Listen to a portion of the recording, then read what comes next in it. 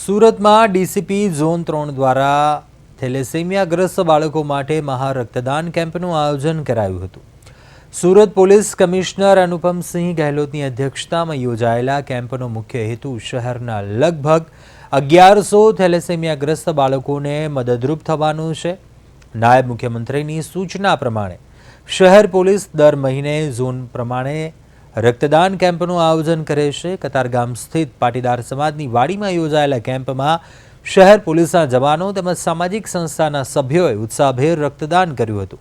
દર વર્ષે અંદાજિત 10,000 યુનિટ રક્ત એકત્ર કરાય છે અને દરેક થેલેસેમિયાગ્રસ્ત બાળકને દર 20 દિવસે બ્લડની જરૂરિયાત હોવાને કારણે આ કેમ્પ ખૂબ જ મહત્વપૂર્ણ બની રહે છે.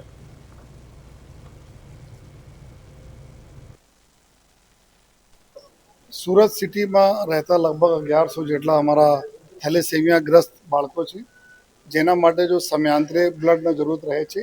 અને આ જો ગરમીના એક એવા સમય હોય છે જેથી બીજા જો રોગચાળાઓના લીધે જો બ્લડના અછત થઈ જાય છે, જેના લઈને દર વર્ષે સુરત શહેર પોલીસ લગભગ 10,000 યુનિટ ભેગા કરે છે અમને થેલેસેમિયાના બાળકો માટે.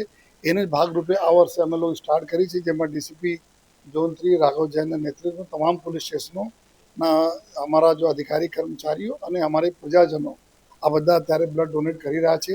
આજના 1,000 યુનિટનો ટાર્ગેટ છે અને જો 5 એવા બ્લડ બેંકો આજે છે, સુરત રક્તદાન કેન્દ્ર, લોક સમર્પણ blood bank, SMIMER, new civil અને કિરણ હોસ્પિટલના જો બિના મૂલ્યે જો આપણા બાળકોના બ્લડ ઉપલબ્ધ કરાવે છે.